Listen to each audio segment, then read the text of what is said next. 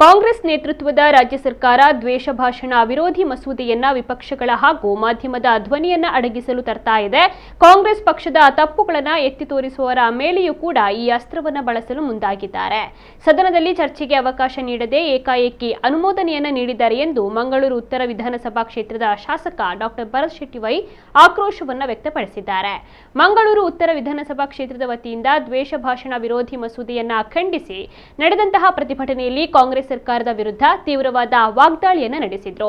ಪ್ರತಿಭಟನೆಯಲ್ಲಿ ಮಂಡಲ ಅಧ್ಯಕ್ಷರು, ಮಂಗಳೂರು ಮಹಾನಗರ ಪಾಲಿಕೆಯ ನಿಕಟಪೂರ್ವ ಸದಸ್ಯರು, ಬಿಜೆಪಿ ಪಕ್ಷದ ಮುಖಂಡರು ಭಾಗವಹಿಸಿದರು.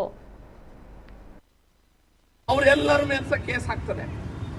ಸಂಘದ ಮುಖ್ಯಸ್ಥರು ಇರ್ಬೋದು, ಹಿರಿಯರು ಇರ್ಬೋದು, ಅದರಲ್ಲಿ ಇರುವುದಿಲ್ಲ, ಅವ್ರಿಗೆ ಗೊತ್ತೇ ಇರುವುದಿಲ್ಲ. ಆಗ ಅವನು ಏನು ಅಂತ ಜವಾಬ್ದಾರಿ ಯಾರ ಮೇಲೆ ಇರ್ತದೆ? ಪೊಲೀಸರಿಗಾಗಿಲ್ಲ. ಪೊಲೀಸರು ಇನ್ವೆಸ್ಟಿಗೇಷನ್ ಮಾಡಬೇಕಾದಂತ ಅವಶ್ಯಕತೆನೇ ಇಲ್ಲ. ಸುಮ್ಮನೆ ಒಂದು ಬಾಬಣ್ಣನ ಮೇಲೆ ಕೇಸ್ ಹಾಕ್ತಾರೆ, ಇವ್ರ ಮೇಲೆ ಕೇಸ್ ಹಾಕ್ತಾರೆ. ಖಾಲಿ ದ್ವೇಷ ಭಾಷಣ ಮಾಡಿದವರ ಮೇಲೆ ಹಾಕುವಂತ ಕೇಸ್ ಅನ್ನುವಂತ ಯೋಚನೆಯಲ್ಲಿ ಯಾರು ಸಹ ಇರಬೇಡಿ.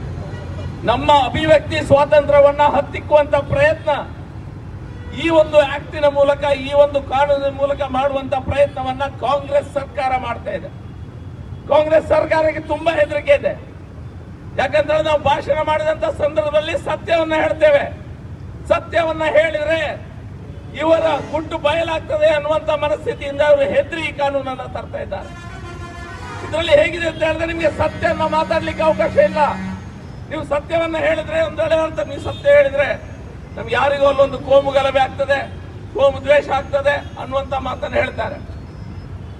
ದಕ್ಷಿಣ ಕನ್ನಡ ಜಿಲ್ಲೆ ಇರ್ಬೋದು, ಕರ್ನಾಟಕದಲ್ಲಿ ಇರಬಹುದು, ಎಲ್ಲಿ ಸಹ ಯಾರೋ ಭಾಷಣ ಮಾಡಿ ಎಲ್ಲಿ ಸಹ ಕೋಮು ಗಲಭೆ ಆಗ್ಲಿಲ್ಲ. ಎಲ್ಲ ಒಂದ್ ಕಡೆ ಲವ್ ಜಿಹಾದ್ ಮಾಡ್ತಾರೆ, ಎಲ್ಲೋ ಒಂದ್ ಕಡೆ ಗೋಕಳ್ಳತನ ಮಾಡ್ತಾರೆ. ಅದರಿಂದಾಗಿ ಘರ್ಷಣೆ ಶುರು ಆಗ್ತದೆ. ಕೆಜೆಯಲ್ಲಿ, ಡಿಜೆಹಳ್ಳಿಯಲ್ಲಿ ಯಾರೋ ಹೋಗಿ ಭಾಷಣ ಮಾಡಿ ಪೊಲೀಸ್ ಸ್ಟೇಷನ್ ಸುತ್ತೋಡ್ದು ಬೆಂಕಿ ಹತ್ತುವಂತ ಪ್ರಯತ್ನ ಮಾಡಿದ್ದಲ್ಲ.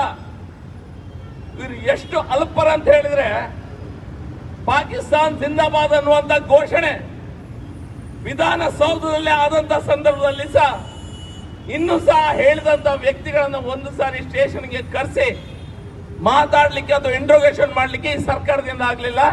ಇವರು ನಮ್ಮ ಧ್ವನಿಯನ್ನು ಹತ್ತಿಕ್ಕುವ ಪ್ರಯತ್ನವನ್ನ ಮಾಡ್ತಾ ಇದ್ದಾರೆ.